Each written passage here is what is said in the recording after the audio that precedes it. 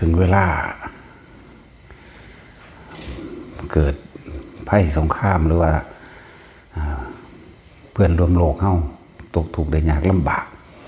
พอเฮาอยู่เขตใดเขตประเทศไทยมันว่าเฮากะมีอีหยังแก่จังบริจาคมาช่วยเหลือซึ่งกันและกันสำหรับแต่คำว่าพระแท้ๆนี่สิบ่มีลำเอียงสิบ่มีเขมรสิบ่มีไทยแต่ว่าเฮาอยู่ในเขตคำว่าไทยเฮาก็เลยต้องซอยเหลือกันนั่นแหละเป็นที่น่าสงสารทั้งเบิดละสัตว์โลกเพราะความบ่รู้และความมีกรรมต่อกันจึงได้มาต่อสู้กันนั่นแหละเขาบ่ทันได้เห็นไพ่ในวัฏสงสารก็เลยต้องเป็นแบบนั้นแหละส่วนผู้เห็นไพ่ในวัฏสงสารผู้เข้าใจเรื่องกรรมคือการกระทำอันเกิดจากจิตเจตนาแต่จังเว้าออกมาทั้งปากหรือจังเฮ็ดออกมาทั้งกายพอเขาว่าท่านได้เห็นไพ่ในวัฏสงสารก็เลยเป็นแบบนั้นแล้วก็เริ่มรับบริจาคสำหรับผู้ที่ซอยทั้งเรียกว่าไพ่สงครามไพ่สงครามผู้ใดมีอย่างสิบริจาคเขามากกับบริจาคเขามาให้ได้2 ต่อในนามของสังฆทานบริจาคต่อหมู่สงฆ์เขาว่าสังฆทานเนี่ยเป็นทานอันสูงสุดแล้วล่ะนั่นแหละแล้วเขาจังสิจัดแยกออกไปอีกต่อหนึ่งให้ทุกคนได้มีโอกาสการทำที่พึ่งแห่งตนเป็นที่พึ่งแห่งตนคือการได้ช่วยเหลือบุคคลผู้อื่นนั่นแหละถ้าตราบใดที่เขายังบ่ทันได้สิ้นอาสวะบ่ทันได้ถึงปณิพพานเขาก็ต้องเวียนว่ายตายเกิดมารับกินของเก่าที่เจ้าของเฮ็ดไว้นั่นแหละโดยบ่ต้องไปขออันใดตัวเองเฮ็ดไว้แล้วเขาก็ได้รับผลของกรรมนั้นๆสืบไปอยู่แล้วเจ้าแรกที่เพิ่นบริจาคมากคือเจดาวบริษัทโกลด์สตาร์เฟสเป็นไก่ขาไก่500 กิโลแต่สิตามมาโดยพืชผักเอียงเพิ่นแน่ละก็สิมีแน่หันแหละบอกว่าถือแล้วแต่เพิ่นเจ้า2ก็สิของอันลุงซีฟู้ดสั่นแหละลุงซีฟู้ดได้มาก่อนแล้วล่ะเป็นเงิน100,000ในการที่สิคือตามความจำเป็นของหมู่ทหารมั่งหรือหมู่คนที่ศูนย์อพยพต่างๆที่เขาเดือดร้อนนะแต่ตอนนี้เขาบ่ทันได้ดำเนินการไปดอกเพราะมันที่ยืดเยื้ออยู่ตอนนี้หลวงตาสินแต่ก่อนเรามีเงินหลายหลวงตาสินทรัพย์แชววองไปก่อนโอ้ใส่แขวแล้วเศร้าวองแล้วจังคอยเวลาตกทุกข์ได้ยากเกิดภัยต่างๆก็ช่วยเหลือกันช่วยเหลือแบ่งปันการช่วยเหลือผู้อื่นก็คือการทำตนเป็นที่พึ่งของตนนั่นแหละเข้าใจว่าล่ะคือยังหลวงพ่อบอกอยู่เรื่อยๆเด้ ถ้าท่านรักตัวเองจริงๆแล้วก็เนี่ยท่านจะไม่ทำร้ายใครเลยมีแต่การช่วยเหลือและแบ่งปันและค่ะบ่มีความอิจฉาริษยาพร้อมของบางอย่างก็ว่างจิตเป็นกลางและตลอดทั้งคำว่าอุเบกขาจังสิอันนี้ควรอันนี้ไม่ควรบ่แม่นว่าอุเบกขาโดยบ่มีปัญญาอุเบกขาบ่เป็นว่างเฉยแบบนั้นอันนี้ควรอันนี้ไม่ควรพวกคนผ่านสันดานหยาบทั้งหลายอันนี้เอามาเทียบบ่ควรซอยเขาก็เลยปองว่างเฉยกับพวกนั้นเข้าใจว่าล่ะบ่แม่นอุเบกขาไปเบิดเด้เทียบให้มันเห็นง่ายซื่อๆดอกอันนี้คือคนตกน้ำอยู่ဆိုว่าเป็นพระอันบ่ซอยแน่ปุ้มป่อมอยู่เฮาซอยใดเป็นผู้หญิงก็สร้างเฮาขึ้นไปอุ้มมาโลดล่ะยากหยังเนาะนี่บ่แม่นอุเบกขาแบบโอ้ยยันตะผิดวินัยยันตะผิดนั่นผิดนี่อันบ่ซั่นဆိုว่าเป็นพระนี่เว้าเทียบว่าพระนี่สิซอยได้บ่นะซอยได้เบิดนั่นแหละมันอยู่ที่เจตนาเหมือนกับภิกษุเถระผู้มีพรรษามากกับภิกษุบวชใหม่ผู้5-6 พรรษานี่เพิ่นพากันไปธุดงค์ไปตามป่าจาริกไปเห็นผู้หญิงผู้หนึ่งตกน้ำเป็นผู้สาวสัมบัติ ส่วนผู้หนุ่มพระหนุ่มนี่เห็นป่ะพระหนุ่มเนี่ยย่างอยู่ทางหลังเห็นแล้วพุ่นเพิ่นไปสำรวมระวังสังวรในวินัยเพิ่นกระถืออยู่แต่ว่าบ่ฮู้จักเหตุการณ์มันจะว่าล่ะบ่จักการะเทศะก็เลยย่างกันโอ้บ่ได้เฮาต้องอุเบกขาว่าซั่นส่วนพระเถระผู้เฒ่าโดดตูมลงไปอุ้มขึ้นมาเอาเขามาว่างไว้ฟังแล้วปลอดภัยแล้วก็ย่างหนีเสยแล้วเราก็ลืมแล้วเด้จะได้บ่ล่ะแต่ว่าพระผู้7 พรรษานี่ค่อยเฝ้าจับผิดค่อยแต่ว่าตัวเองจะเป็นอาบัติน้ำผู้นั้นใช่ปะโอ้อาบัติสังฆาทิเศษไปแตะต้องกายหญิงเหตุให้เฮาเศร้าหมองไปน้ำว่ะมันธรรมดาเลยคนว่า1 มื้อ 2 มื้อเข้าคิดแต่เรื่องเดียวบ่ปากบ่เว้าคือเก่ามื้อที่3ก็ว่ามื้อที่4นี่เบามันอัดอั้นตันใจท่านเป็นผู้บวชมานานท่านยังบ่ได้รู้อันควรหรือบ่ควร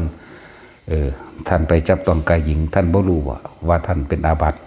การแสดงอาบัติของสังฆาทิเศษนี่ต้องอาศัยสงฆ์20 รูปท่านบ่รู้ฮะเพิ่นว่าพระเถระเนี่ยฮะผมลืมแล้วเด้ผมว่างไว้แต่มื้อนั้นแล้วแต่ว่าท่านยังบ่ว่างเลยแต่ยังแบกมาจนเท่ามื้อนี้บ่นั่นเห็นบ่ล่ะมันคนละเจตนากันทุกอย่างอยู่เจตนาเด้เดี๋ยวมาฆ่าตัวอุเบกขาสิมาฆ่าตั้งแต่พิษมองหันมองนี้บ่มันบ่ดันปานนั้นว่าพระต้องมีเมตตามันขัดแย้งกันบ่ล่ะการช่วยเหลือบุคคลผู้อื่นตัวเมตตาก็ได้มันบ่ซ้ำนั่นแล้วสิมาฆ่าอันนี้นะว่าแต่บักงามๆกูเอาแมงเลยหลุดแล้วกูนี่เนาะแต่สินเฮาแต่กีฬาเนี่ยเอาขึ้นมาไว้ฟังซื้อ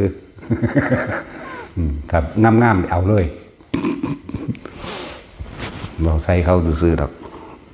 บ่ซื้อๆแล้วทำงามอีหลีพอเป็นตะเอาก็เอาแม่รุ่นแล้วถ้าขี้โพโอนโหดคือว่าเอาแล้ว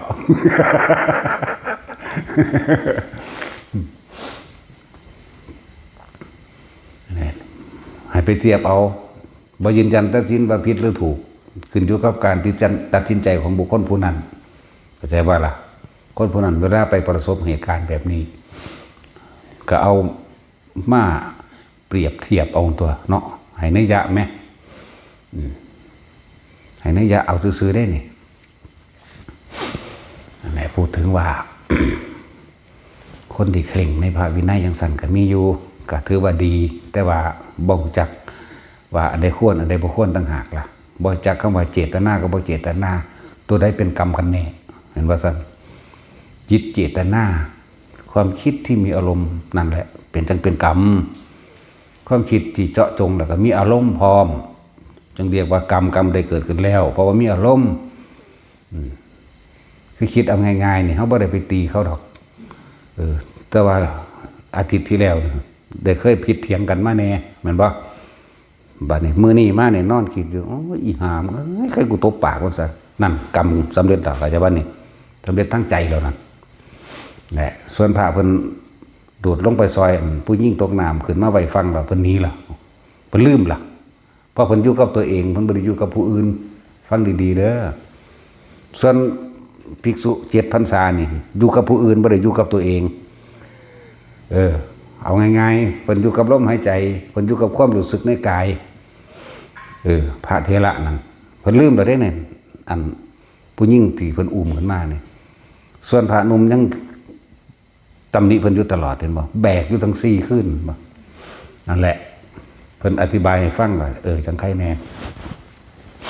นั่นแหละแล้วบ่ได้หนีเพิ่นบ่หนีดอกเพิ่นอธิบายให้ฟังก็คือท่านพูดเรื่องอะไรเหรอเราลืมไปแล้วนะนี่แม่โอ้บ่ธรรมดาเด้แต่ท่านนั้นยังแบกอยู่ตั้ง4 วัน 4 คืนนั่นแบกทั้งตำหนิว่าไปอยู่ใกล้คนที่เป็นอาบัติแต่ของสิเศร้ามองไปนำบ่มีทางบุคคลผู้หนึ่งบริสุทธิ์แล้วจะทำให้บุคคลผู้หนึ่งบริสุทธิ์ด้วยนั่นเป็นอันไม่มีทำไม่ได้เหมือนกันกับบุคคลผู้เศร้าหมองนั่นจะทำให้ผู้อื่นเศร้าหมองด้วยก็เป็นอันไม่มีเป็นไปไม่ได้เหมือนกันเห็นบ่ล่ะมันขึ้นอยู่กับคนผู้นั้นเองต่างหากกษัตริย์ก็เอาคนบริสุทธิ์คือพระพุทธเจ้าเพิ่น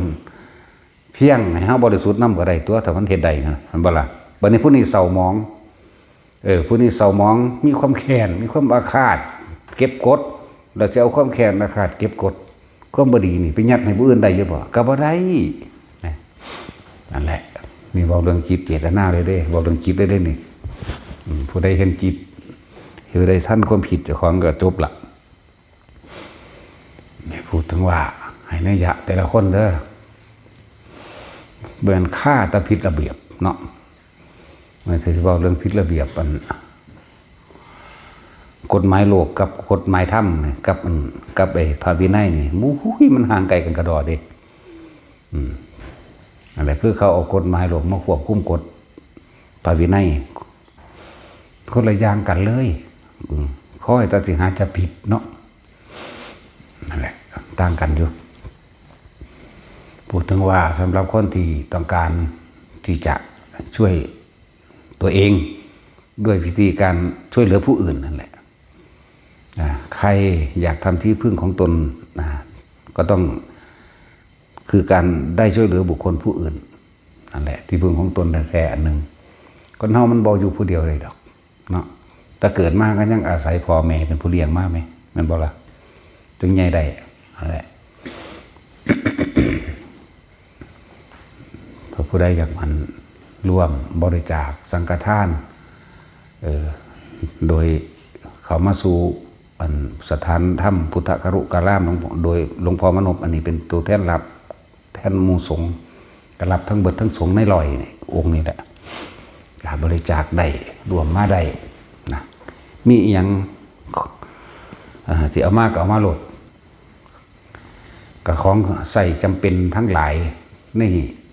การดำรงชีวิตประจำวันแต่ละคนเพราะว่าจะเป็นอาหารเพราะว่าจะเป็นยาเครื่องนุ่งห่มเครื่องใส่สอยสำคัญของหมู่ทหารหมดนั่นแหละ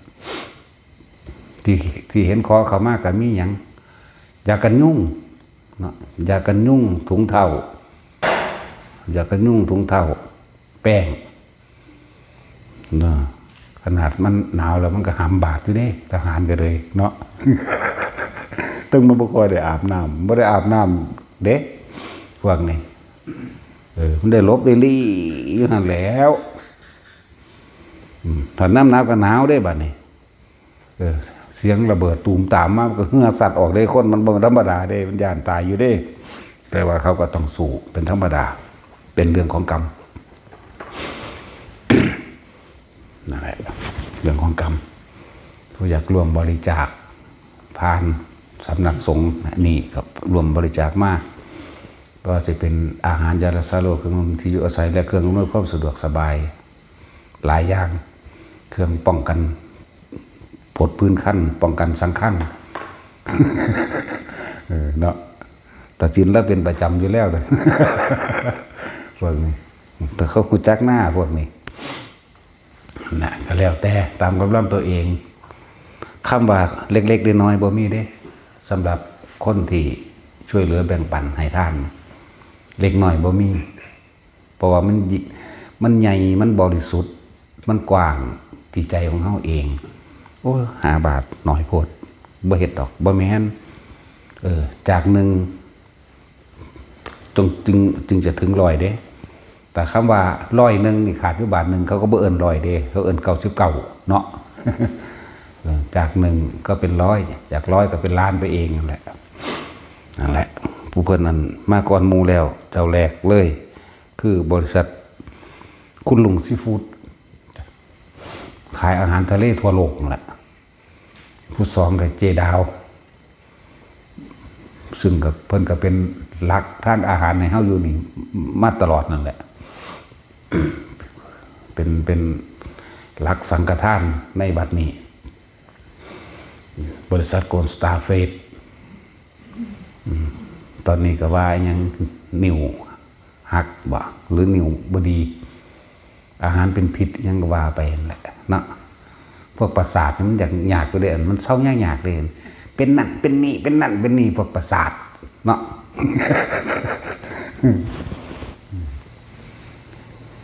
บ่คิดถึงมันก็บ่เป็นตัวอีหยังก็เลยเนาะ แต่ว่าเหตุผล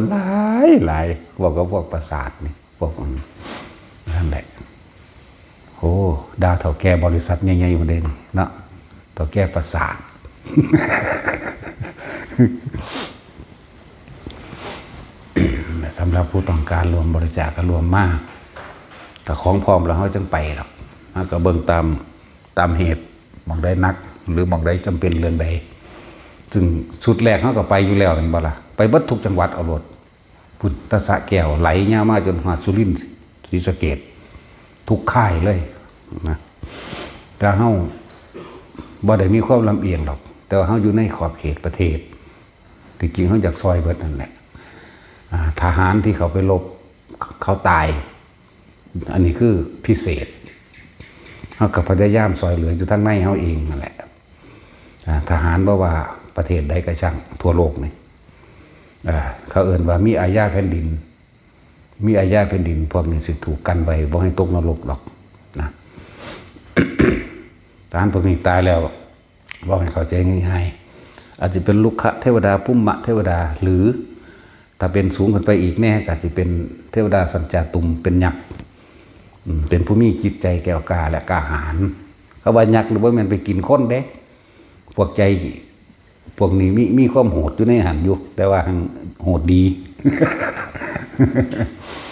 นังสั้น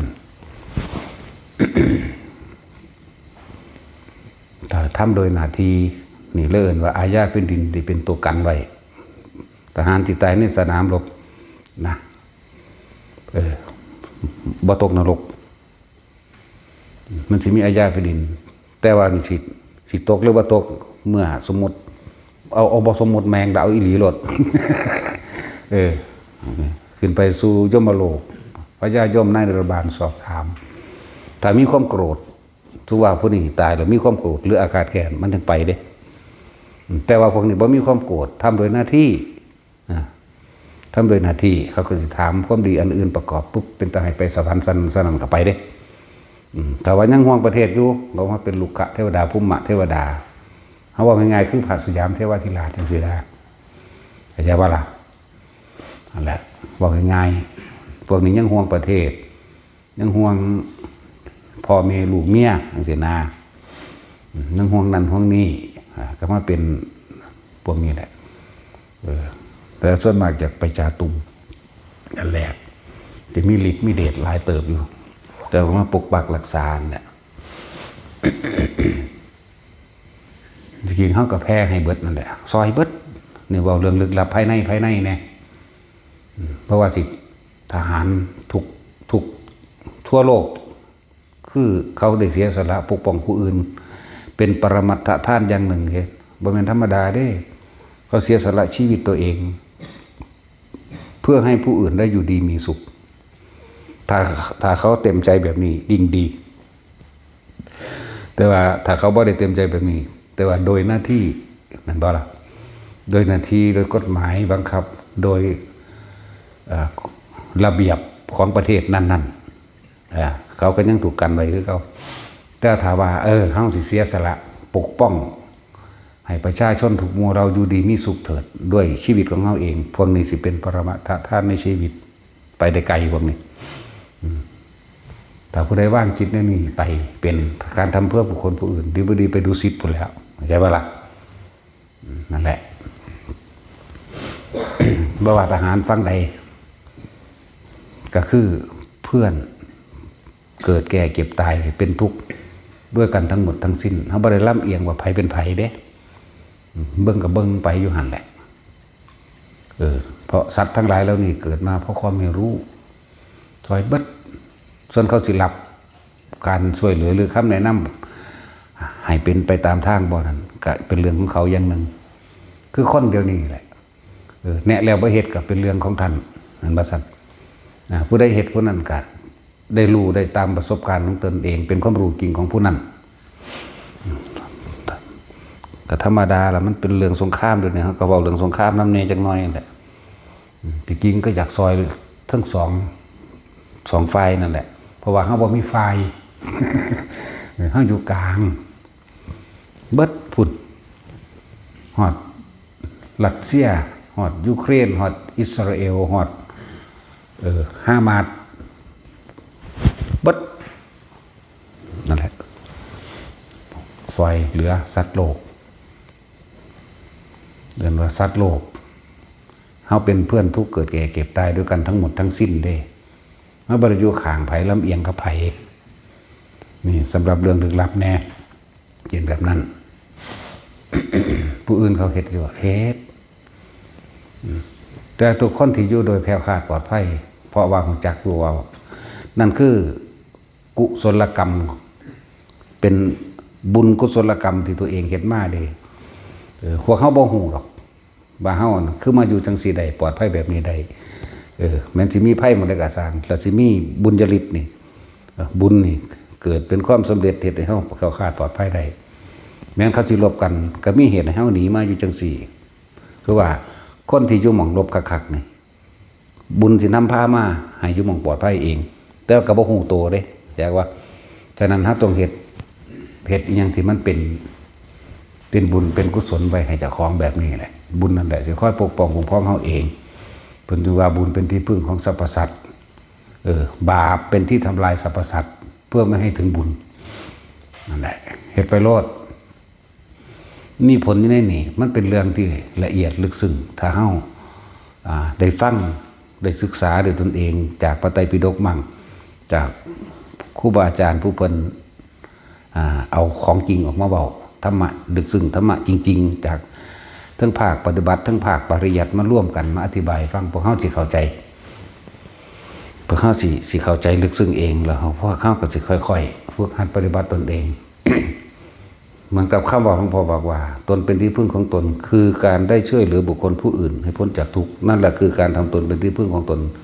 แต่เฮาแปลเข้ามาแล้วมันสิลึกซึ้งเด้ถ้าท่านรักตัวเองจริงๆแล้วก็ท่านจะไม่ทำร้ายใครเลยจังซี่แม่นบ่ล่ะ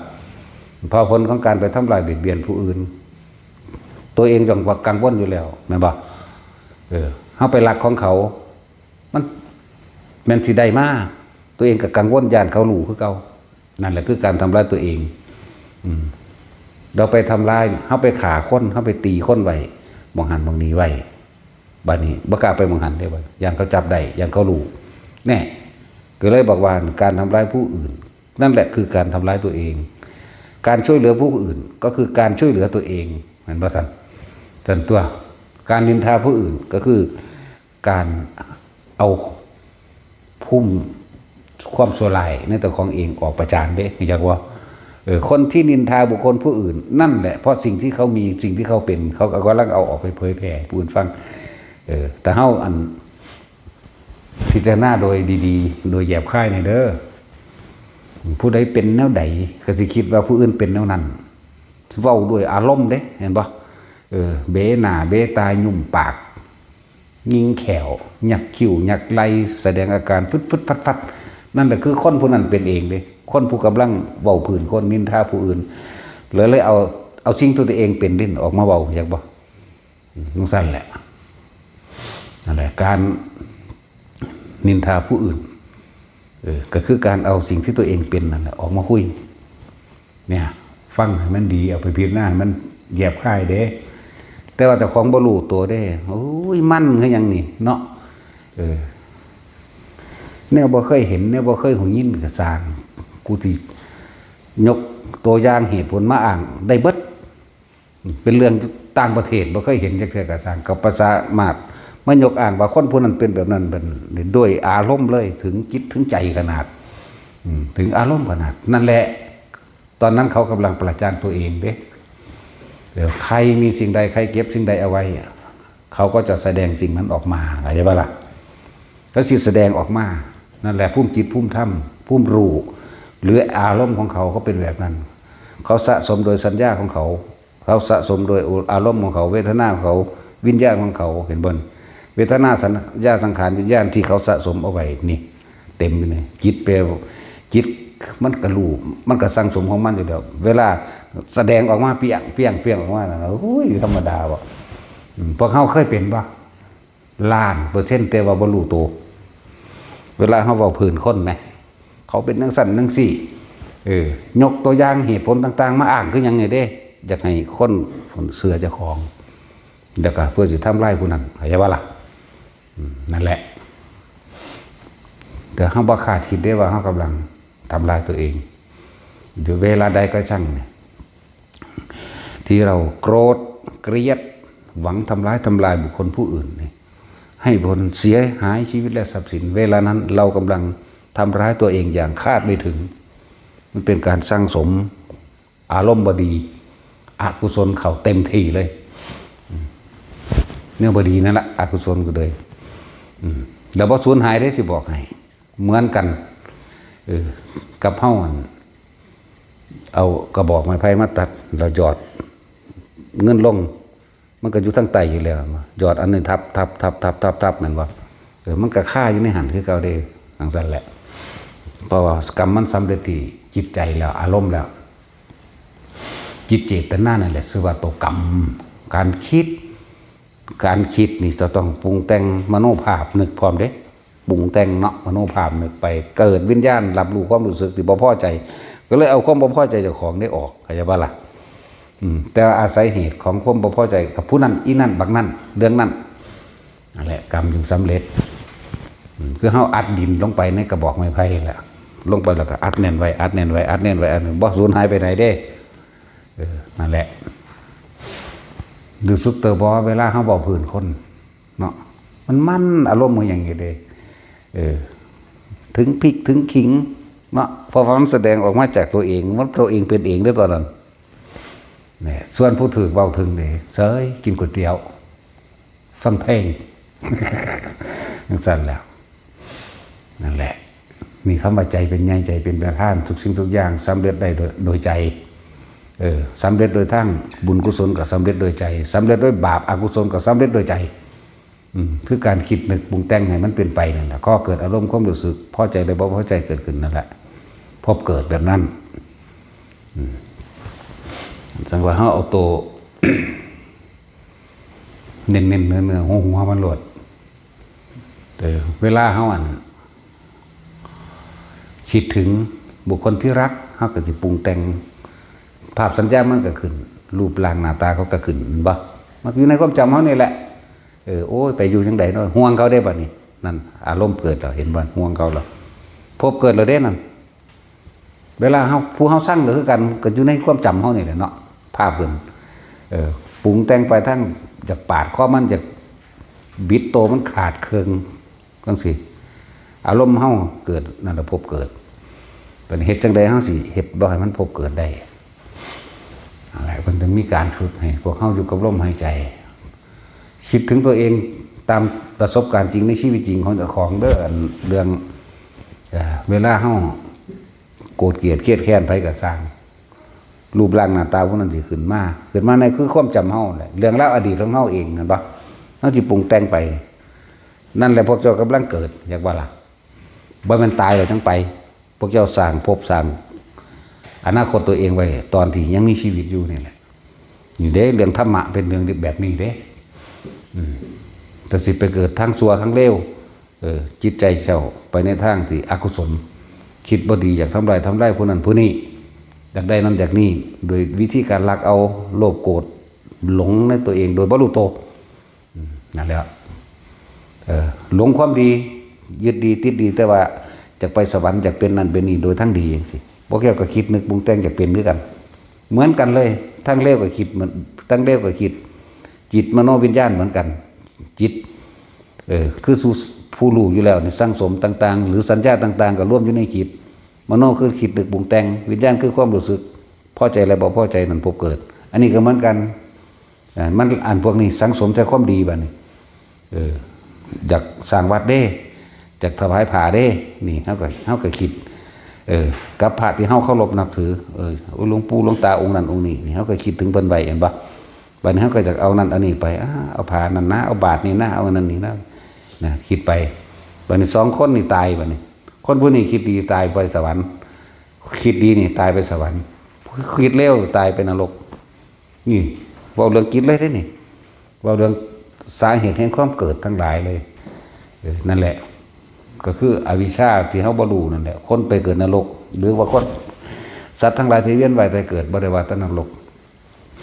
เพิ่นอึ้งว่า เพราะความไม่รู้ทั้งหลายสัตว์ทั้งหลายเมื่อคิดดีพูดดีทำดีแล้วก็ย่อมได้รับหวังผลสิ่งดีๆเพิ่นเอิ้นว่าปุญญาภิสังขารปรุงแต่งให้ไปเกิดเป็นนั่นเป็นนี่อปุญญาภิสังขารคือคิดบ่ดี คิดว่าดีแต่ว่าบ่ได้คิดถึงผลมันเพราะว่ารู้เนาะคิดอยากฆ่าเขาคิดอยากทำร้ายเขาเลิ่นว่าอปุญญาพิสังขารคิดแล้วทำให้เกิดความร้อนกระวนกระวายไม่เข้าถึงความสงบก็จะบอกในเลิ่นว่าอปุญญาพิสังขารคิดปรุงแต่งเรื่องใดกระช่างที่มันเป็นแบบนี้ไม่ทำให้เกิดความสงบเย็นในตัวเองได้เลิ่นว่าอปุญญาพิสังขารแต่ว่าได้รู้ผลของมันว่าตัวเองตายในขณะนั้นตัวเองจะไปเกิดอย่างนามรูปอย่างนั่นแหละไปเกิดในนรกบ่เป็นเปรตบ่เป็นสัตว์เดรัจฉานบ่นี่เรื่องว่าอปุญญาพิสังขารคือความคิดบ่ดีถ้าปุญญาพิสังขารคือความคิดดีไปเกิดในทางที่สุคติมีมนุษย์และสวรรค์เป็นทางไปพวกนี้นั่นแหละ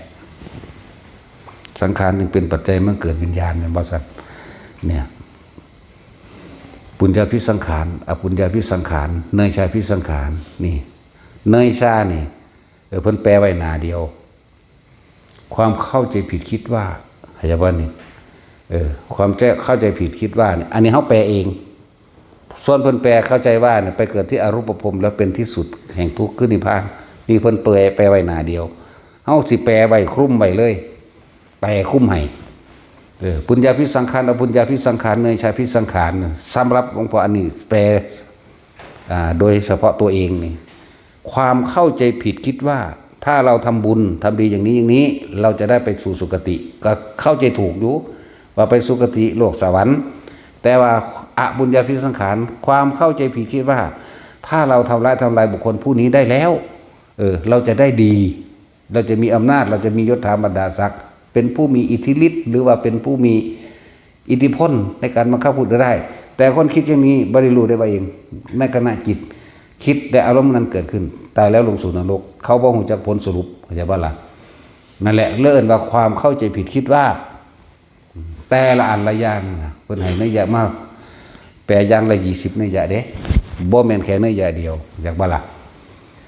บ่แม่นแค่แนวทางเดียวอันนี้เฮาสิแปลคุ้มไว้ให้นั่นแหละจึงว่าสังขารจึงเป็นปัจจัยมันเกิดวิญญาณวิญญาณแปลว่าตัวรับรู้ความรู้สึกพอใจกับไม่พอใจนี่แหละวิญญาณและอุเบกขามีอยู่3สุขเวทนาเลื่อนว่าพอใจทุกขเวทนาเลื่อนว่าไม่พอใจอุเบกขาเวทนานี่3วิญญาณเป็นปัจจัยมันเกิดนามรูปจากบอกมันได้นามแล้วนี่สุขหรือทุกข์น่ะได้นามจึงไปเกิดรูปคืออารมณ์ไปเกิดเป็นภพได้บาดนี่รูปหยังถ้าเกิดเป็นคนก็ได้ละถ้าเกิดเป็นสัตว์ก็อีกคือกันนั่นแหละจึงเป็นปัจจัยบังเกิดได้เกิดนามรูปจิตเคลื่อนที่มาปฏิสนธิสูงว่าเกิดเป็นคนก็เลยสู่ขั้นมันดาแล้ว1 เดือนกับ15 วันมันจังสิสมบูรณ์ในการเข้าสู่จุติจิตเข้าสู่ความปฏิสนธิวิญญาณในธาตุทั้ง4ตัวนี้ได้ดินน้ำไฟลมประกอบกันเขาก็เป็นกายปะเปสิแล้วก็เป็นหัวใจขึ้นมาหัว1แขน2ขา2และ2หัวใจเกิดขึ้นพอดีอยู่ใน1 เดือนกับ15 วันจิตวิญญาณดวงนั้นจังสามารถเข้ามาจุติได้ใช่ป่ะล่ะจังเข้ามาปฏิสนธิได้จังเกิดนามรูปมันออกจากท้องแผ่วทางแม่มาแล้วจึงเป็นอายตนะเป็นแม่บ่ออกมันก็มีอยู่แล้วล่ะอายตนะคือหยังตาหูจมูกลิ้นกายใจนั่นเองนั่นแหละอายตนะจึงเป็นปัจจัยมาเกิดผัสสะออกจากท้องพ่อทางแม่มาแล้ววันออกท้องทางแม่บ่เป็นท้องพ่อ ท้องพ่อมันออกตัวที่แรกนั่นล่ะ ผัสอายตนะหมายถึงตาถึงหูถึงจมูกถึงลิ้นถึงกายและใจหรือว่าอายตนะเป็นภาชนะรองรับไม่ใช่ว่าอายตนะเนี่ยเป็นภาชนะรองรับอย่างรูปเสียงกลิ่นรสสัมผัสอารมณ์ความรู้สึกนี่อายตนะเป็นปัจจัยเกิดผัสสะกับนี่แหละอารมณ์ความรู้สึกแหละผัสสะไม่ใช่ว่าผัสสะอันเกิดจากตาพอใจเลยไม่พอใจเลยก็ได้หรือเฉยๆก็มีก็จะว่าละผัสสะอันเกิดจากหูพอใจอะไรบ่พอใจคืออย่างคือเพ่งเห็นไหมโอ้บ่ม่วนไว้นั่นมันบ่พอใจม่วนไว้หรือเฉยๆนั่นแหละผัสสะเกิดเวทนาอย่างกับเวทนา3สุขเวทนาคือพอใจทุกขเวทนาคือไม่พอใจแต่ก็อทุกขมะหมายถึงอุเบกขาเวทนานี่แน่ วิธีการเกิดของสัตว์เด้อสิบอกให้เขาจะคลองเองแหละเวทนาจึงเป็นปัจจัยเกิดตัณหาเมื่อมีความพอใจแล้วจึงมีการแสวงหาเลื่อนว่าความอยากเข้าใจว่านี่เวทนานี่บ่มีผู้ใดสนใจบ่มีผู้ใดอยากได้ทุกขเวทนาเลื่อยเวขานี่ฮอดบ่รู้โตซะโดยซ้ำไปคนบ่ค่อยส่วนมากคนบ่สิบ่ค่อยอยู่กับคำว่าอุเบกขานอกจากผู้ฝึกหัดภาวนาเท่านั้นส่วนสัตว์โลกทั้งหลายนี่บ่อยู่คำว่าอุเบกขาไปอยู่กับตัวสุขกับตัวทุกข์พอใจกับบ่พอใจอยู่แค่นี้คำว่าอุเบกขาหาบ่เห็นเลยสำหรับปุถุชนทั้งหลายนั่นบ่ล่ะเห็นปั๊บกวนตีนเทว่าโลดนั่นมันสั่งเขามันบ่พอใจจากนั้นยังมันเป็นสูตรสำเร็จขึ้นมาโลดเห็นผู้สาวงามแน่คืองามเทว่ามันพอใจเห็นบ่ล่ะอันที่เห็นเฉยๆอยู่นี่บ่มีจักคนดอกส่วนมากมันปรุงแต่งไปเบิดนั่นแหละนั่นแล้วสั้นแหละเวทนา3เป็นใจมันเกิดตัณหาบัดนี้เพิ่นจังแยกภพของตัณหากามตัณหาภวตัณหาวิภวตัณหาเด้นั่นบ่ล่ะตัณหานี่แปลว่าอยากอยู่แล้วอยากไปในทางที่พอใจในรูปในรสในกลิ่นในเสียงจึงเรียกว่ากามตัณหาเมื่อมันมีความพอใจในรูปรสกลิ่นเสียงกามตัณหามันจึงแยกไปทางภวตัณหาหมายถึงว่าอารมณ์ความรู้สึกนี่แหละจะทำให้ไปเกิดในภพต่างๆมีกามภพรูปภพอรูปภพบ่ล่ะนั่นแล้วตัณหาคือความอยากตัณหา3กามตัณหาภวตัณหาวิภวตัณหากามตัณหาคือความพอใจในรูปในรสในกลิ่นในเสียงภวตัณหาจะเป็นภพบัดนี้อารมณ์จะเป็นตัวแยกเด้เนื่องจากว่าล่ะภพนี่สิเป็นการภพรูปภพหรืออรูปภพหมายถึงว่านี่อารมณ์จิตนั่นนี่นั่นแหละวิภวตัณหาคือความบ่พอใจเฉพาะคือจังเฮาได้มีดมากคือกันเอามีดแต่ว่ามีดที่เฮาพอใจเนี่ยเป็นมีดแหลมบ่แม่นมีดอิโต้เอามีดมาให้แน่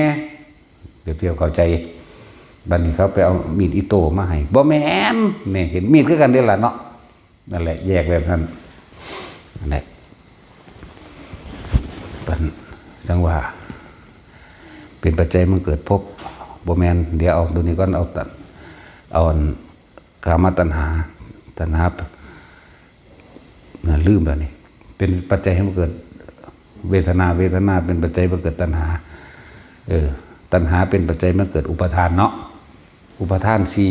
4เวลาเฮาอยากได้อันนึงเวลาเฮาอยากได้อันใดอันหนึ่งเฮาสิมีเหตุผลคือทิฏฐิเห็นบ่คือความคิดเห็นขึ้นมาแสดงผลเจตนาว่าอยากได้หรือเจตนาว่าสร้างเนาะนั่นแหละจังว่า ตัณหานี่เป็นเหตุเป็นปัจจัยให้บังเกิดอุปทานเนาะอุปทาน1ทิฏฐุปาทานหมายถึงเอาความคิดเห็นตัวเองเป็นใหญ่สมมุติว่าเฮาพอใจบุคคลผู้ใดผู้หนึ่งเฮาสิหาเหตุผลต่างๆมายกอ้างว่าเจ้าของพอใจอยากได้เห็นบ่อีกอย่างนึงถ้าบ่พอใจเด้ก็สิไปหาเหตุผลต่างๆมายกอ้างนั่นแหละคือเอาความเห็นตัวเองเป็นใหญ่เข้าใจบ่จากการได้ยินได้ฟังได้รู้ได้เห็นได้เป็นมาเขาเรียกว่าทิฏฐุปาทานเอาความคิดเห็นตัวเองมาเป็นใหญ่มาเป็นผู้นำมาเป็นน้ำหนาเพื่อให้ผู้อื่นยอมรับเข้าใจบ่ล่ะนี่แหละทิฏฐุปาทานเลยต่อมาก็ศีลพัตตุปาทานก็คือจากการได้ยินได้ฟังได้รู้ได้เห็นได้เป็นมาถ้าเป็นอาหารได้กินมาถ้าเป็นเสื้อผ้าได้นุ่มๆมาหรือแข็งๆมาหยาบละเอียดนั่นแหละชื่อว่าศีลพัตตุปาทานจะมาแสดงกามุปาทานหมายถึงตามความพอใจของตัวเองกามุปาทานก็คือในรูปในรสในกลิ่นในเสียงนั่นแหละเข้าใจว่านี่มันสิยกเข้ามายกมาเป็นเหตุผลอ้างต่างๆสารพัดอ้างทั้งความเกลียดอ้างทั้งความรักก็มีเห็นบ่แต่จะเป็นอัตตวาทุปาทานเกิดอารมณ์ความรู้สึกที่พอใจและไม่พอใจขึ้นนี่เลยว่าตัวตนที่แท้จริงเนี่ยอัตตะนี่วาทุปาทานอัตตะหมายถึงนี่ความรู้สึกได้เกิดขึ้นแล้วนี่วาทุหมายถึงปากที่พูดออกไปปาทานกับสิ่งที่ตัวเองยึดมั่นถือมั่นอุปทาน4ตัดสินสรุปแล้วเป็นก้อนเดียวกันเด้อบ่ได้แยกแบบนี้คือมันเร็วเหมือนกับก้อนเดียวกันเลยแม่แต่ว่านี่แยกความเร็วของมัน ให้พวกเฮาพอได้เข้าใจในความละเอียดความคิดนี่เร็วแม่นบ่เอิ้นว่าทิฏฐุปาทานเอาความเห็นตัวเองเป็นใหญ่จากสิ่งที่ได้ยินได้ฟังได้รู้ได้เห็นและได้เป็นได้กระทำมาได้ลิ้มได้รสได้สัมผัสมาเลยเอาความเห็นเจ้าของมาเป็นเหตุอ้างเป็นไงกามุปทานตามความยินดีพอใจของตัวเองนี่กามุปทานแล้วอัตตวัตถุปทานอันเกิดจากความรู้สึกนี่อุปทานจึงเป็นปัจจัยมันเกิดภพเขาจะบอกว่านี่ภพนี่ภพทั้ง3ได้บัดนี่จึงบอกแต่ละคนให้เข้าใจเข้าว่าความรู้สึกของเฮาในความพอใจและไม่พอใจนั่นแหละเอิ้นว่าภพบ่แม่นว่าตายแล้วจึงจะไปเกิดในภพในกามภพหรือรูปภพหรืออรูปภพบ่ทันได้แม่นมันไปสร้างไว้ตอนที่บ้านตายเข้าใจว่าล่ะคืออารมณ์ความรู้สึกเข้านั่นแหละพอใจกับไม่พอใจนี่เห็นบ่นี่จึงเป็นปัจจัยเกิดภพสมมติว่าเฮาเกิดอารมณ์ความรู้สึกผู้ใดอารมณ์ข้างในจุดใดจุดหนึ่งกับบุคคลผู้ใดผู้หนึ่งหรือสัตว์สิ่งของเรื่องใดเรื่องหนึ่งก็ตามอารมณ์ข้างเข้าใจว่าอารมณ์ข้างตายขณะนั้นปุ๊บก็ไปตามภพนั้นจึงบอกว่าอารมณ์ความรู้สึกนั่นแหละคือตัวภพนั่นแหละภพได้เกิดขึ้นแล้วเห็นบ่เมื่อภพเกิดตายปั๊บชาติหมายถึงเกิดเลยตายแล้วเกิดเลยเด้ที่พวกเขาได้ยินว่าไปเฝ้าศพตัวเองไปไห้ไปห้องอยู่น้ำอันนั้นอันนี้มันบ่แม่นเด้นั่นน่ะหมายถึงตายปุ๊บจุตินี่เคลื่อนที่ไปทันทีเด้จิตติดที่ไหนนั่นเห็นบ่ล่ะจำไปเกิดที่นั่นหมายถึงว่าไปเกิดมหันต์ซะก่อนหมายถึงไปจุติที่นั่นเพราะเป็นดังพื้นนาเห็นไหมคิดถึงคนพวกนั้นเรียกว่าจิตติดที่ไหนจิตมีที่ตั้งอาจจะว่านี่ที่มันค้างไว้นี่นะมันไปหาคนผู้นั้นก่อนนี่อารมณ์มันค้างอยู่บัดจึงบอกว่าชาติแปลว่าเกิดคือเกิดเลยเมื่อมีชาติมีการเกิดแล้วก็มีความแก่คือชรา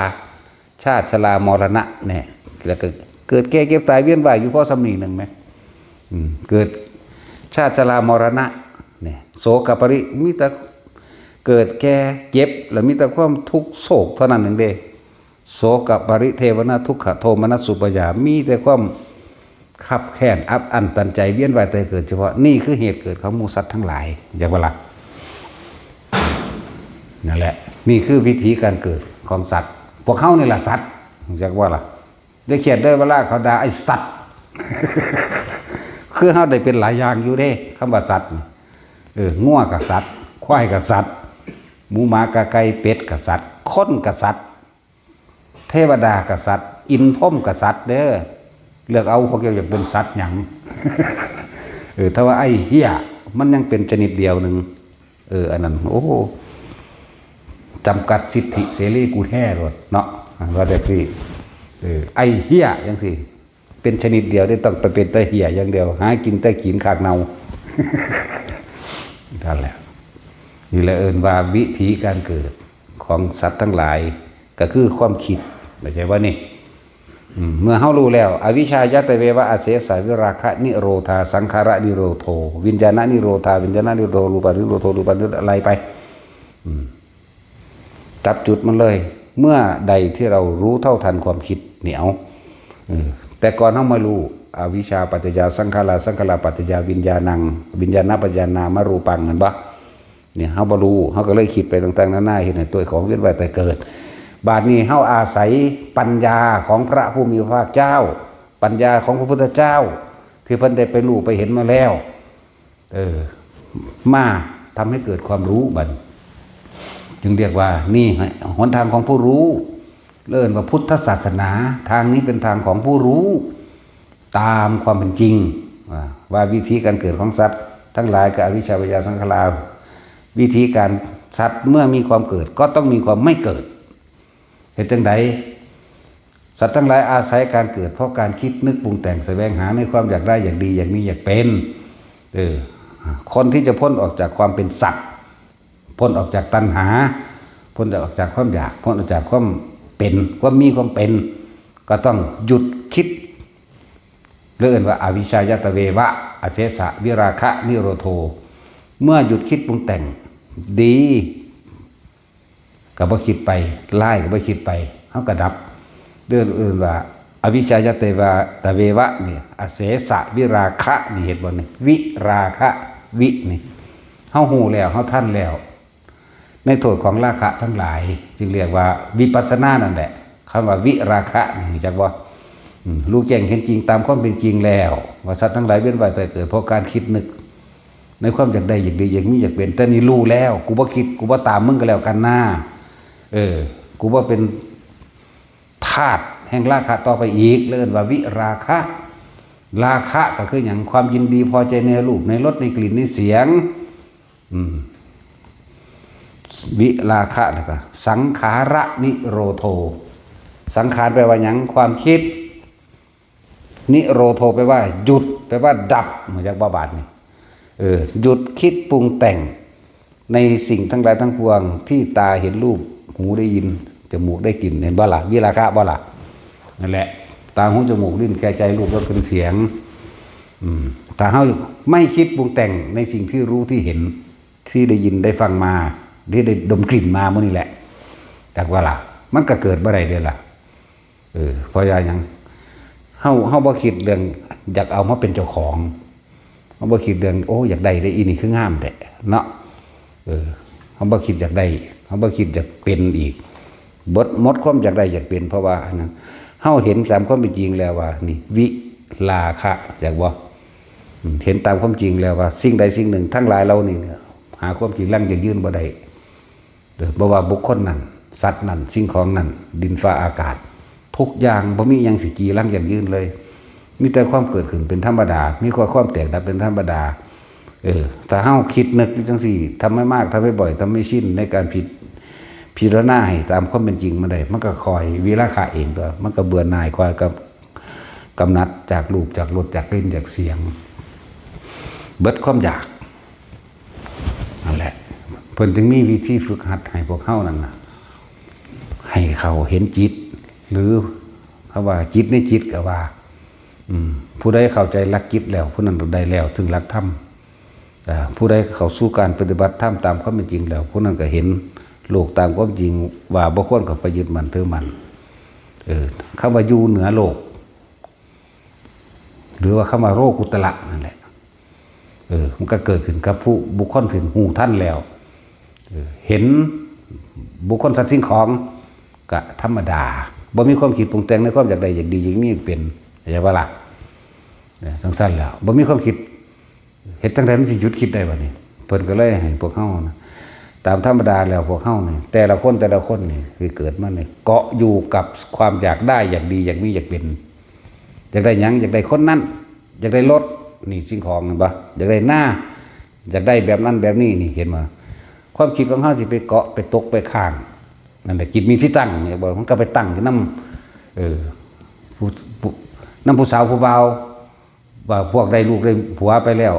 ได้หยังไปแล้วก็ไปตั้งอยู่น้ำลูกน้ำเต้าไปตั้งอยู่น้ำสัตว์เลี้ยงทรัพย์สมบัติที่มีวิญญาณและไม่มีวิญญาณเห็นบ่ล่ะไปตั้งอยู่น้ำจังสั่นตั้งคือคิดถึงนั่นเองไปคิดถึงไปนึกไปปรุงไปแต่ง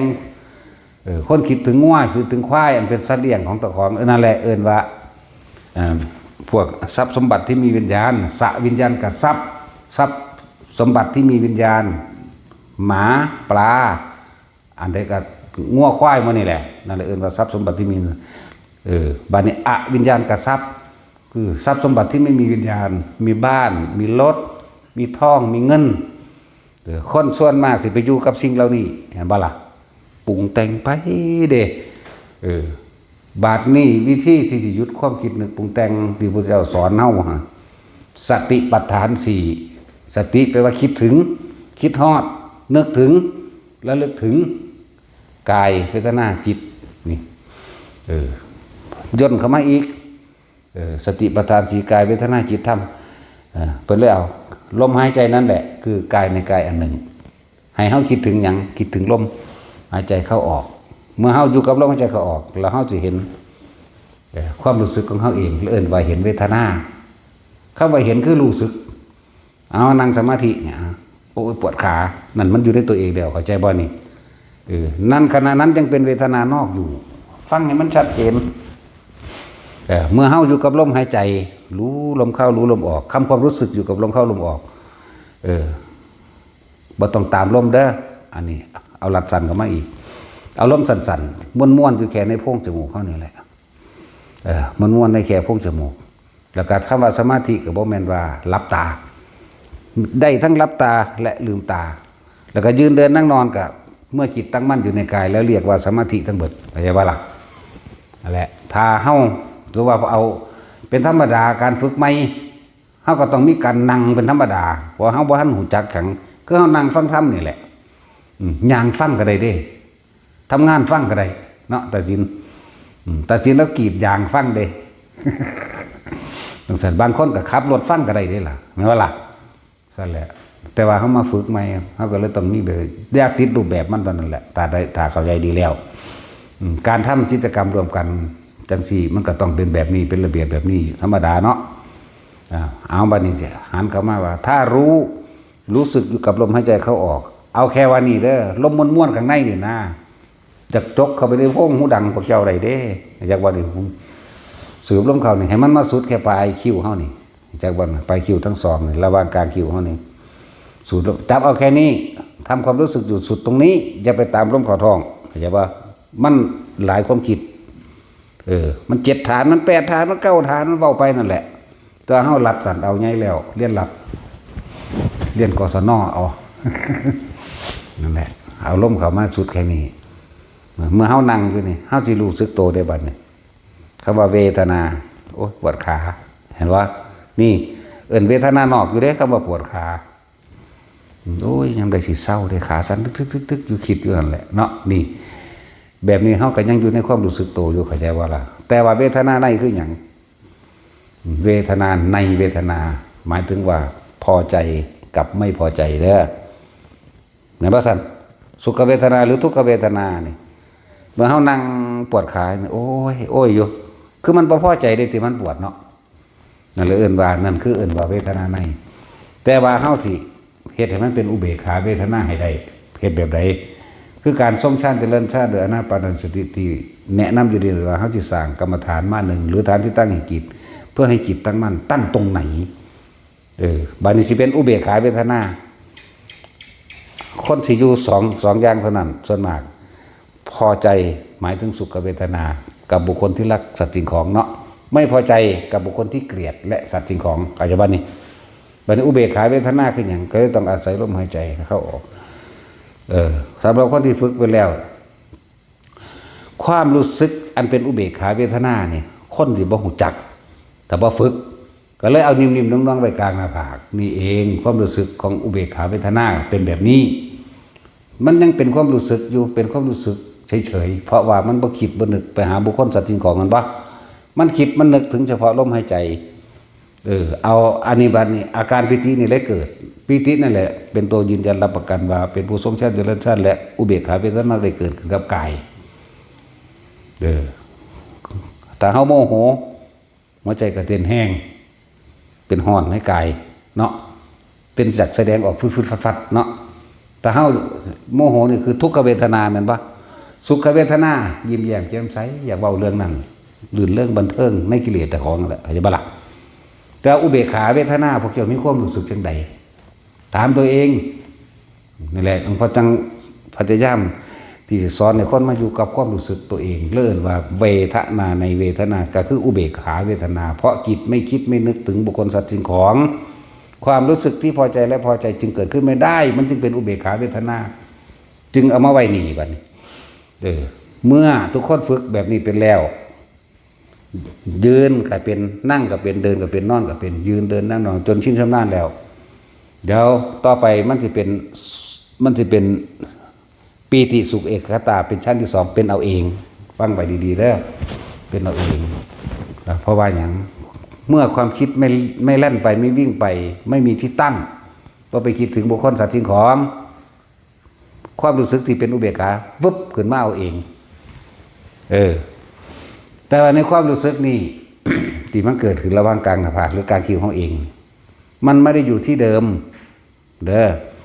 บางครั้งก็เคลื่อนขึ้นบนหัวก็ให้เข้าใจว่านั่นคืออุเบกขาเวทนาเหมือนเดิมนั่นคืออาการปิติว่าเฮายังอยู่ในฌานที่2เข้าใจว่านี่ปิติยังน่วงบนหัว บางคนก็เป็นหมุนบางคนเป็นบอนบางคนก็เป็นกระลมหัวกดบางคนก็เย็นซับซ่านลงกลางสมองบางที่มันก็เคลื่อนลงมาเกิดระหว่างทำกลางหน้าอกเลย นิ่มน่วงตาผากยังไงนิ่มน่วงบนหัวยังไงหน้าอกก็อย่างนั้นเข้าใจป่ะล่ะถือว่าบางคนก็เป็นนิ่มๆน่วงๆเย็นๆนะอันนึงแล้วถ้าซับไปมันสิใส่ได้อันเดียวกันนั่นแหละนั่นแหละแล้วถ้าซับ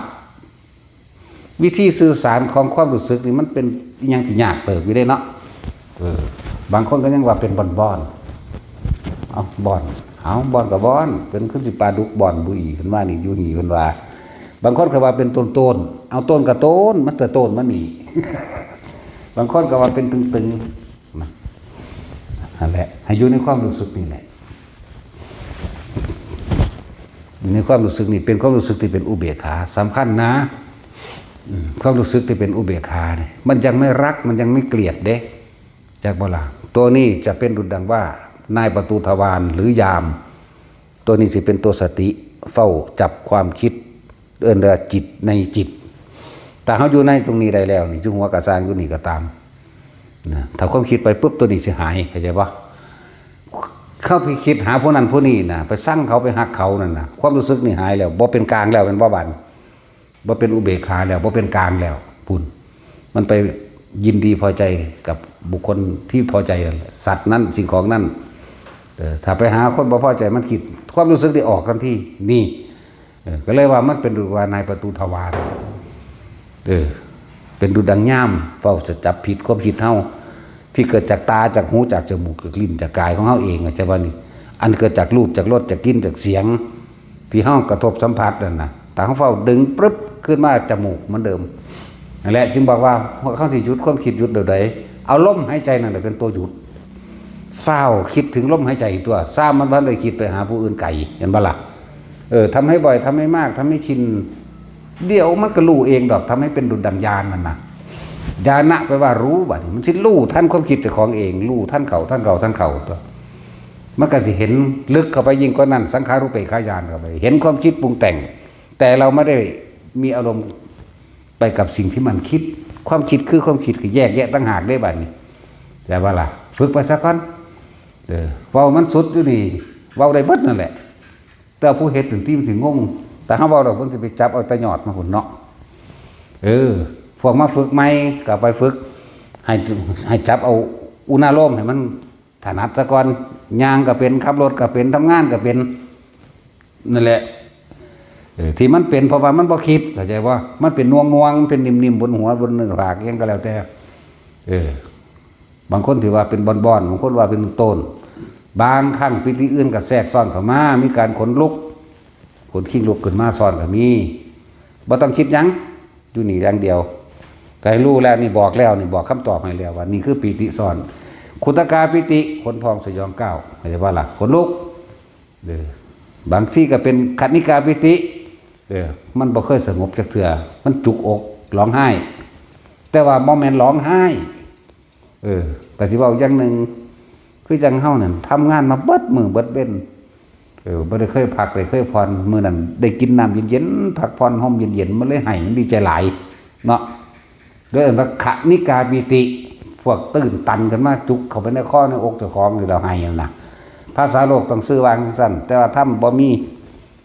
บ่มันให้เพื่อเลื่อนซะปีตินะนี่บางที่มันก็แทรกซ้อนกันมาภารณาปีติแทรกซ้อนบางที่ก็เป็นคือจังร่างกายเฮาโยกนี่เด้โยกอีหลีได้บ่ว่าถ้าเป็นนั่นบ่ล่ะบางถ้าเฮาคุมบ่ให้มันโยกซ้ายโยกขวามันก็ไปจังซี่ไปหน้าไปหลังแบบนี้นิ่มๆลึกๆจังซี่แหละแต่เฮาคุมบ่ได้ใส่ความคิดคุมใช้ความรู้สึกหยุดความรู้สึกผู้ใดเฮ็ดไปแล้วสิรู้จักเองนั่นแหละนี่ปิติซ้อนที่เว้าเรื่องปิติซ้อนซะก่อนบางที่ปิติอีกอันนึงมันสิมันซ้อนก็เป็นเหมือนดูรังว่ากายลอยขึ้นเป็นบือขึ้นเด้แต่บ่ลอยอีหลีดักส่วนมากนะแต่ว่าลอยจริงๆก็มีเด้ไปยังคือว่าลอยจริงก็มีผู้ลอยได้ก็มีแต่ว่าผู้อื่นบ่ถนัดว่าเว้าเรื่องเจ้าของนี่เฮาหังลอยได้คือกันขึ้นที่แรกก็คืบนึงมั่งศอกนึงมั่งนั่นแหละเมื่อจับจุดได้แล้วก็จังปล่อยไปนั่นแหละบางที่ก็เป็นแต่ว่าคนส่วนมาก สิเป็นแค่ความรู้สึกว่าตัวเองลอยขึ้นนี่แหละผมพอเป็นอย่างขึ้นเน้นให้ทุกคนทำสมาธิลืมตาบ่ให้นั่งรับตามันสงสัยมันเหตุให้เฮาวอกแวกคิดปึ๊บเป็นอย่างวะเมื่อตาเบิ่งมาโลดสมมุติว่าเฮาทำถ้านวงเนี่ยเฮารู้ลมหายใจก็ออกนั่งเก้าอี้โซฟาขาขึ้นห่างเซ้ยแต่ว่าลมหายใจกับอันความรู้สึกนวงเสียงเคาะแคกๆข้างหน้าตามันเห็นอยู่มันเลยบ่สงสัยเข้าใจว่าล่ะบางทีก็ขี้โกะขี้เกียมเคาะแคกไปใกล้เคียไปแล้วก็แล้วไปเห็นบ่ล่ะเจ้าตารับตาเมื่อตาปึ้งนั่นออกล่ะเป็นความเคยชินในการคิดมากนั่นบ่นั่นแหละอันนี้ให้มื่นตาบังโหลดอยู่เอาเรื่องปีติซ่อนเด้อปีติอีกอันนึงที่มันซ่อนขึ้นมาเรียกว่าเห็นแสงสว่างบางที่ก็มีขึ้นตรงไฟหน่อยๆอยู่ออกก็คืบเดียวนี่แหละอยู่หน้าผากเขานี่ไปคืบเดียวนี่แหละก็มีบางที่ก็ปั๊บเป็นคือฟ้าเหลื่อมฟ้าแลบบางที่ก็เป็นใหญ่วาบขึ้นเลยแจ้งทีเดียวบางใหญ่เลยก็มีบางที่ก็น้อยมาตะไกลๆก่อนแสงวุบเข้ามาใส่หน้าผากเฮาลบปั๊บโลดก็มีสำหรับพวกรับตาจากพอดูเห็นเรื่อยๆเมื่อตาเบิ่งแมงโลดเข้าใจว่าล่ะบางที่กับจากหน้าผากจากของเลยวุบไปบางที่ก็เป็นแสงนวลๆอยู่หูดังก็อย่างว่านี่ฟิตแฟดขาวนวลมั่งเขียวมั่งใสดุดใสมั่งแล้วแต่อย่าสนใจมองอื่นเข้าใจว่าอย่าไปคิดหานี่บอกแล้วว่ามันคือหยังมันเป็นสื่อว่าจังใดสื่อมันสื่อว่าจังซี่ก็บอกแล้วเข้าใจว่าล่ะให้อยู่ในความรู้สึกที่กลางหน้าผากโลดแม้บางครั้งมันจะเคลื่อนไปบนหัวก็อยู่บนหัวเข้าใจบ่เนื่อมนาบเอามือเศร้าบางคนก็คือลมหัวกุดหน่อยหมุนเด้บางคนก็เขาจะซื้อภาษาว่ามันเป็นบอนบอนกับบอนบางคนก็เป็นตึงว่ะบางคนก็ว่าหน้าผากโตนเอาโตนกับโตนความอันเดียวกันนั่นแหละบางเทื่อก็ลงมาอยู่ในวางสาบซาดระวังทำกลางอกนวงบนหน้าผากนวงบนหัวอย่างไรกลางอกก็อย่างนั้นที่ไว้โลดนั่นแหละอยู่ใน3ฐานนี่ขอพวกเข้าให้เข้าใจว่าอย่าหนีออกจากเรือนกายจึงเรียกว่าวิหารธรรมก็ว่าอยู่ในเรือนแห่งกายอยู่ในสติปัฏฐานเหมือนเดิมสติตั้งมั่นอยู่ในกายเรียกว่าสติปัฏฐานจากว่านี่ตั้งมันในกายตั้งบางใดรู้สึกโตนั่นแหละสติก็เลยระลึกถึงความรู้สึกโตตั้งอยู่ในกายตั้งอยู่ในเวทนาจิตในจิตก็คือสติกำกับความคิดของใดแล้วนี่เอาตัวนี้เป็นย่ามเป็นตัวสติเป็นตัวรู้สึกโตมันคิดไปแล้วตัวนี้หายเมื่อกี้กูคิดถึงผู้นั้นเว้ยดึงปั๊บขึ้นมาลมมันก็ขึ้นมาใหม่เข้าใจว่าล่ะเหตุที่เขานี่แหละพวกเจ้าสิหูจักว่าคำว่าธรรมในธรรมคือหยังธรรมคือสิ่งทั้งหลายทั้งปวงแม่นเบิดโลกกับธรรม8กับแม่นบ่ว่าสุขบ่ว่าทุกข์บ่ว่าบ่พื้นคนหรือคนบ่พื้นเข้าใจว่าล่ะคนไม่นินทาผู้อื่นไม่มีในโลกเฮาสิเปลี่ยนคำใหม่เข้าใจว่าตั้งแต่กี้เข้าข้างเจ้าของคนไม่ถูกนินทาไม่มีในโลกว่าสั่นเนาะคนไม่นินทาผู้อื่นไม่มีในโลกก็แล้วกันเนาะทั้งสั้นแล้วนั่นแหละโลกธรรม8สุขก็รู้ทุกข์ก็รู้นี่เพิ่นเปรียบเทียบโดยโลกเด้แต่ว่าถ้ามีจริงไม่มีสุขไม่มีทุกข์ไม่มีดีไม่มีเลวไม่มีผิดไม่มีถูกแต่ว่าเพิ่นเปรียบเทียบโดยธรรมสิ่งใดๆดังใจสิ่งใดๆตามที่ตัวของปรารถนามุ่งหวังก็ให้มันหูแต่ว่าสิ่งนั้นก็ต้องเสื่อมไปเป็นธรรมดาเพื่อเรียนว่าสุขก็รู้ทุกข์ก็รู้นินทากับสรรเสริญก็เป็นของคู่กันได้มากกับเสียไปก็เป็นของคู่กันเห็นบ่ล่ะเรียนว่าโลกธรรมมั่งจิตนี่รู้ที่ถูกโลกธรรมกระทบแล้วไม่หวั่นไหวมันก็พ้นตัวคำว่าจิตกับผู้รู้กับจิตขึ้นเดียวกันรู้หยัง